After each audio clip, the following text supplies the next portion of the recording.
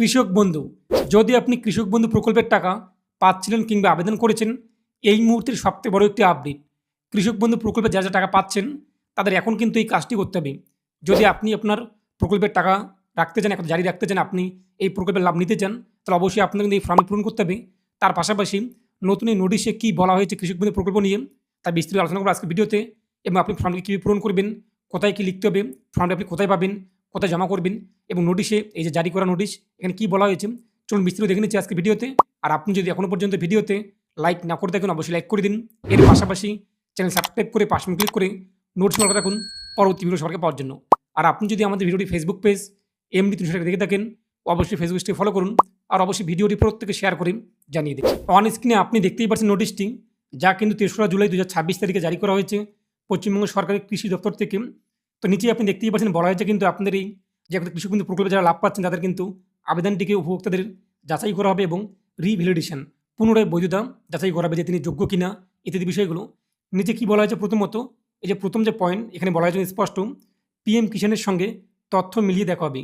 যদি আপনি কৃষক বন্ধু প্রকল্পে আবেদন করে থাকেন এবং টাকা পাচ্ছেন, এর পাশাপাশি পিএম কিষাণ প্রকল্পেও আবেদন করেছেন এবং এর লাভ পাচ্ছেন, টাকা পাচ্ছেন, সেক্ষেত্রে স্পষ্ট বলা হয়েছে কিন্তু কৃষক বন্ধু প্রকল্পের তথ্য এবং পিএম কিষাণ ডাটাবেসের সঙ্গে কিন্তু মিলিয়ে দেখা হবে। যারা দুই প্রকল্পে আছেন তাদের চিহ্নিত করা হবে, যারা পিএম কিষাণ পাওয়ার যোগ্য কিন্তু এখনও পাননি তাদের কিন্তু শনাক্ত করা হবে।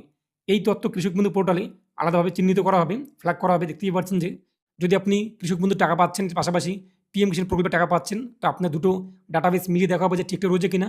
তার পাশাপাশি যদি আপনি কৃষক বন্ধু টাকা পাচ্ছেন কিন্তু পিএম কিষাণ প্রকল্পে টাকা পাচ্ছেন না, তো আপনার দেখাবে যে আপনি যোগ্য কিনা। সেক্ষেত্রে আপনি যোগ্য হয়ে থাকেন, তো তার লাভ আপনি কিন্তু পেতে পারেন। তারপর 2 নম্বর পয়েন্টে বলা হয়েছে বাড়ি বাড়ি গিয়ে যাচাই করা হবে। কর্মকর্তারা কিন্তু আধিকারিকরা মাঠ পর্যায়ে অর্থাৎ বাড়ি বাড়ি এসে আপনার তথ্য যাচাই করবে এবং সেই সময় আপনার কী কী তথ্য চাওয়া হতে পারে এখানে স্পষ্ট বলা হয়েছে কিন্তু উপভোক্তার নাম, যিনি কৃষক বন্ধু প্রকল্পে লাভ পাচ্ছেন সেই ব্যক্তির নাম, তার স্বামী অথবা স্ত্রীর নাম কী রয়েছে কিংবা তথ্য, আধার কার্ড নাম্বার যে এক কথা কৃষক বন্ধু প্রকল্পে টাকা পাচ্ছে, voter card number, bank account number, এর পাশে জমির তথ্য। এছাড়াও কিন্তু যাচাই করা হবে যে কেউ কি এক কথায় কোনো কেন্দ্র অথবা রাজ্য সরকারের স্থায়ী কর্মচারী কিনা। যদি সেই কৃষক এক কথায় একজন সরকারি কর্মচারী হয়ে থাকে সেটা কিন্তু দেখা হবে। তার পাশাপাশি সরকারি সংস্থা, পঞ্চায়েত অথবা পৌরসভা অথবা সরকারি সাহায্যপ্রাপ্ত শিক্ষা প্রতিষ্ঠানে একদা চাকরি করে কিনা সেটা যাচাই করা হবে। সরকারি পেনশন পায় কিনা সেই কৃষক তা যাচাই করা হবে এবং সেই কৃষক কি আয়কর প্রদান করে কিনা, ইনকাম ট্যাক্স দেয় কিনা সেটা যাচাই করা হবে। আর 3 নম্বরে বলা হয়েছে কাদের কাদের নাম কৃষক বন্ধু প্রকল্প থেকে বাদ যেতে পারে। এই সমস্ত ব্যক্তিদের কিন্তু নাম বাদ যেতে পারে। মৃত ব্যক্তি, কৃষক বন্ধু প্রকল্পে আবেদন করেছেন, এতদিন টাকা পেয়েছিলেন, বর্তমানে তিনি জীবিত নেই, মৃত, এই সমস্ত ব্যক্তিদের কিন্তু নাম বাদ যাবে কৃষক বন্ধু পোর্টাল থেকে। তার পাশাপাশি অন্যত্র চলে গেছেন, এক কথায় আপনি আগে কৃষক বন্ধু প্রকল্পে লাভ পেয়েছিলেন, এক জায়গা থেকে অন্য জায়গায় শিফট হয়েছেন, এখন আপনি বর্তমানে এই জায়গায় নেই কিংবা এই জেলায় কিংবা এই রাজ্যে নেই এক কথায়, কিংবা সেই এক কথায় অঞ্চলে কিংবা সেই বিধানসভায়, তো আপনি এগুলো কিন্তু যাচাই করা হবে। ভোটার তালিকাতে নাম বাদ গেছে, যদি আপনার নাম ভোটার তালিকাতে বাদ যায় সেক্ষেত্রে আপনাদের নাম বাতিল পড়বে। অনুপস্থিত ভোটার, অ্যাবসেন্ট ইলেক্টর, তাদের নাম বাতিল পড়বে। অ্যাবসেন্ট ইলেক্টর, অনুপস্থিত ভোটার এবং এসআইআর 2026-এর চিহ্নিত ব্যক্তিরা, অর্থাৎ যারা আন্ডার এডুকেশনের মধ্যে রয়েছে কিন্তু ট্রাইব্যুনালে আপিল করেনি, এই সমস্ত ব্যক্তির নাম কিন্তু বাদ যাবে। এছাড়াও বলা হয়েছে যাদের নাম একদা আন্ডার এডুকেশনের মধ্যে রয়েছে, যে সমস্ত কৃষকের নাম কিন্তু এসআইআর ট্রাইব্যুনালে আবেদন করেছে, তাদের তথ্য একদা আপিল করেছে, তাদের তথ্য কিন্তু আলাদাভাবে পোর্টালে নথিভুক্ত থাকবে। এর পাশাপাশি নাগরিকত্ব সংশোধনী যে আইন সিএ কেতে আবেদন করেছে এবং বিচারাধীন পর্যায়ে রয়েছে, তাদেরও কিন্তু একদা এই প্রকল্পে লাভ পাবে, সমস্যা নেই। এবং 4 নম্বরে স্পষ্ট বলা হয়েছে কিন্তু নতুন ভেরিফিকেশন ফর্ম জমা দিতে হবে। যে সমস্ত কৃষকরা এতদিন কৃষক বন্ধু প্রকল্পের টাকা পাচ্ছিলেন, তো আপনাদের প্রত্যেকে কিন্তু এই প্রকল্পের লাভ পেতে গেলে কিংবা টাকা পেতে গেলে অবশ্যই নতুন ভেরিফিকেশন ফর্ম কিন্তু জমা করতে হবে। এনএক্সআর 1 এই ভেরিফিকেশন ফর্মটি জমা করতে হবে, সেটা আমি আপনাদের ভিডিওর মধ্যে জানিয়ে দেবো। এর সঙ্গে আপনি কী কী জমা করতে হবে, এই যে এনএক্সআর 1 ফর্মের সঙ্গে উপভোক্তার আধার কার্ডের ফটোকপি, যে এক কথা কৃষক যিনি লাভ পাচ্ছিলেন কৃষক বন্ধু প্রকল্পের, তার আধার কার্ডের জেরক্স এবং স্বামী অথবা স্ত্রীর আধার কার্ডের জেরক্স, উপভোক্তার ভোটার কার্ড, এক কথায় যে আবেদনকারী যে কৃষক যিনি লাভ পাচ্ছিলেন সেই উপভোক্তা সেই কৃষকের ভোটার কার্ডের জেরক্স, তার পাশাপাশি স্বামী অথবা স্ত্রীর ভোটার কার্ডের জেরক্স, জমির যে রেকর্ড আরওয়ার খতিয়ান তার জেরক্স লাগবে, এবং যে এক কথায় কৃষক তার ব্যাংকের পাসবই অথবা অ্যাকাউন্টের যে কপি তার কিন্তু জেরক্স লাগবে, স্বামী অথবা স্ত্রী ব্যাংকের অ্যাকাউন্টের কিন্তু জেরক্স লাগবে। জমা দেওয়ার পর একটি কিন্তু আপনি অ্যাকনোলেজমেন্ট নাম্বার পেয়ে যাবেন, আপনাকে একটি অ্যাকনোলেজমেন্ট স্লিপ অথবা রসিদ দিয়ে দেবে, যাতে আপনি পরবর্তীতে আপনাদের স্থিতি জানতে পারবেন। এবং 5 নম্বরে বলা হয়েছে কিন্তু আবেদন কীভাবে অনুমোদিত হবে, আপনার আবেদন কীভাবে অ্যাপ্রুভ হবে, সমস্ত নথি আপনি যা যা তথ্য উল্লেখ করবেন তা কিন্তু যাচাই করা হবে এবং পোর্টালে আপলোড করা হবে। যাচাইকারী কর্মকর্তারা ভেরিফাই হিসেবে চিহ্নিত করবেন।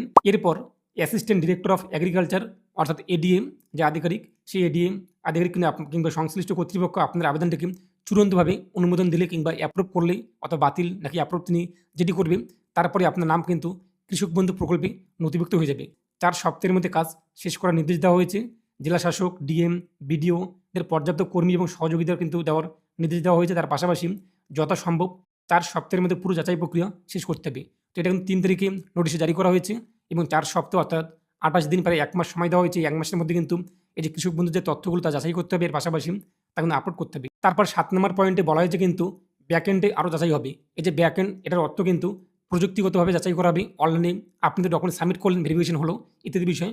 তার পাশাপাশি এটা দেখা হবে যে ডুপ্লিকেট নাম আছে কিনা, একই ব্যক্তির নাম 2 জায়গায় রয়েছে কিনা, তার পাশাপাশি জমির রেকর্ড ঠিকঠাক রয়েছে কিনা, আধার কার্ডের তথ্য ঠিকঠাক রয়েছে কিনা, এনপিসিআই পোর্টাল আধার কার্ড, আপনার ব্যাঙ্ক অ্যাকাউন্টে ডিবিটি লিঙ্ক অ্যাক্টিভ রয়েছে কিনা, ইনকাম ট্যাক্স আপনি পে করেন কিনা, আপনি প্যান কার্ড দিয়ে কিন্তু যাচাই করা হবে অথবা আধার কার্ড দিয়ে পিএম কিষাণের সঙ্গে আপনি তথ্যগুলি মিলিয়ে দেওয়া হবে।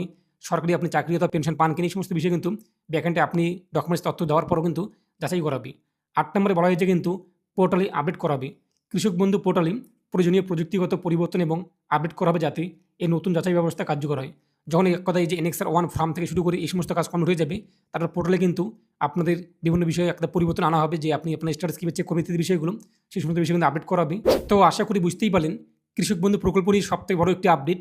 আপনার আবেদনটিকে আবারও ভেরিফিকেশন করা হবে, ভেরিফাই করা হবে, তার পাশাপাশি রিভ্যালিডেশন, পুনরায় বৈধতা প্রদান, একদা আপনি যোগ্য কিনা তার জন্য আপনি এই সমস্ত ডকুমেন্ট জমা করতে হবে।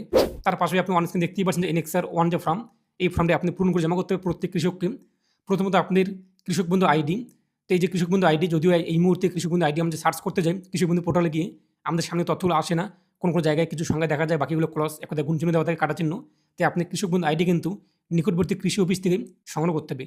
তারপরে সিরিয়াল নাম্বার, এটাও আপনি আপনার নিকটবর্তী যে কৃষি অফিস সেখানে আপনি পেয়ে যাবেন। তার পাশাপাশি নিচে আপনি দেখতেই পাচ্ছেন যে সুবিধাভোগীর নাম, একদা আপনি কৃষক বন্ধু রেকর্ড অথবা ব্যাংকের পাসবই অনুযায়ী নামটি উল্লেখ করতে হবে, এখানে আপনার নাম উল্লেখ করতে হবে। তারপর পিতা অথবা স্বামী অথবা অভিভাবকের নাম কিন্তু উল্লেখ করতে হবে, আপনি বাংলা অথবা ইংরেজি যে কোনো ভাষায় লিখতে পারেন।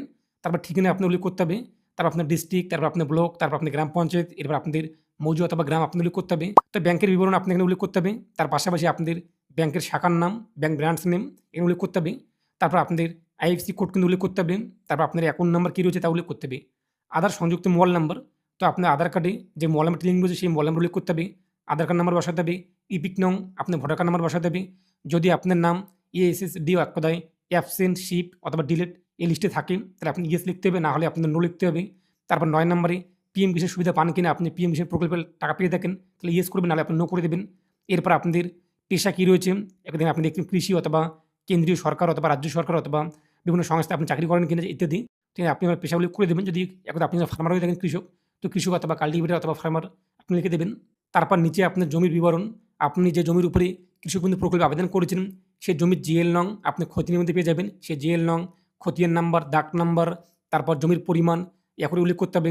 এরপর আপনাদের যে আরওআর যে খতিয়ান রয়েছে সেই খতিয়ানটা আপনাদের কবে একদায় আপনি তৈরি করেছেন সেই ডেটটি উল্লেখ করতে হবে। জমির দখলের ধরন আপনারা কীভাবে পেয়েছেন, জমিটি ক্রয় করে নাকি উত্তরাধিকার সূত্রে নাকি একদা আপনাদের পিতা অথবা মাতা কিংবা এক যার কাছ থেকে পেয়েছেন তার মৃত্যুর পর পেয়েছেন কিনা, নাকি অন্যান্য যেটি হয়ে থাকে নাকি ট্রান্সফার নাকি গিফট, তো এখানে আপনি তার ধরন কিন্তু উল্লেখ করতে হবে। তারপর আপনি কি ইনকাম ট্যাক্স পে করেন কিনা, আয়কর প্রদান করেন কিনা সেই কৃষক হলে আপনি ইয়েস করবেন, নাহলে আপনি নো লিখে দেবেন এখানে। তারপর আপনার স্বামী অথবা স্ত্রীর বিভিন্ন উল্লেখ করতে হবে। যদি সেই কৃষক একজন পুরুষ হয়ে থাকে তার স্ত্রীর তথ্য উল্লেখ করতে হবে। যদি একজন তিনি স্ত্রী একদায় মহিলা হয়ে থাকে তার স্বামী তথ্য উল্লেখ করতে হবে। যদি বিয়ে করে থাকে অন্যথায় ঘটে ফাঁকা রাখতে হবে। তো যদি বিয়ে করে থাকেন স্বামী অথবা স্ত্রীর নাম উল্লেখ করতে হবে। এরপর তার ব্যাংকের ডিটেলস উল্লেখ করতে হবে, ব্যাংকের নাম এবং শাখার নাম, branch name, IFC code, account number, এরপর আধার কার্ড যে মোবাইল নাম্বার লিঙ্ক সেই মোবাইল নাম্বার উল্লেখ করতে হবে। তার পাশাপাশি আপনার আধার কার্ড নাম্বার উল্লেখ করতে হবে সেই স্বামী অথবা স্ত্রীর, তার ভোটার কার্ড নাম্বার উল্লেখ করতে হবে এবং তিনি সুবিধা পাচ্ছে কিনা কেভিএন একদা কৃষক বন্ধুর যদি সুবিধা পেয়ে থাকে ইয়েস করতে হবে, নাহলে নো করতে হবে। তারপর সেই স্বামী অথবা স্ত্রী ASDD তালিকাভুক্ত রয়েছে কিনা, একদা অ্যাবসেন্ট অথবা শিফট অথবা ডিলিট এই লিস্টে রয়েছে কিনা যদি থাকে অথবা ডেট, তাহলে আপনাদের তা উল্লেখ করতে হবে ইয়েস অথবা নো। তারা পিএম কিষাণ সুবিধা পায় কিনা সেই স্বামী অথবা স্ত্রী তা এখানে উল্লেখ করতে হবে ইয়েস অথবা নো, এবং তার পেশা কী রয়েছে তা কিন্তু উল্লেখ করতে হবে। নিচে দেখতেই পাচ্ছেন বাংলাতে বলা হয়েছে আমি এই মর্মে সজ্ঞানে ঘোষণা করছি যে উপযুক্ত তথ্য সকল সঠিক ইত্যাদি বিষয়গুলো।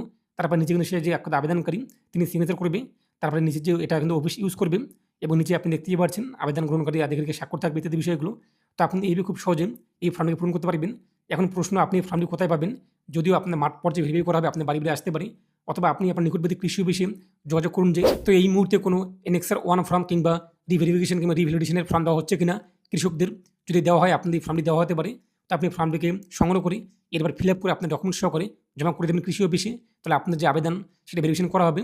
এরপর আপনার আবেদন অ্যাপ্রুভ কিংবা অনুমোদন হয়ে গেলে কিন্তু আপনি পরবর্তীতে যে এর যে লাভ তা কিন্তু পেয়ে যাবেন। এ নিয়ে আপনাদের মতামত কমেন্টে পেশ করুন। আর অবশ্যই ভিডিওটি প্রত্যেকে শেয়ার করে জানিয়ে দিন। এবং যে এনএক্সআর 1 আপনাদের দেখানোর জন্য আমি আপনার ভিডিওর ডিসক্রিপশন বক্স অথবা কমেন্টে দিয়ে দিয়েছি লিঙ্কটি, সেখানে আপনি ডাউনলোড করতে পারবেন এবং দেখে নেবেন। তো এ নিয়ে আপনার মতামত কমেন্টে পেশ করুন। আর অবশ্যই ভিডিওটি প্রত্যেকে শেয়ার করে জানিয়ে দিন।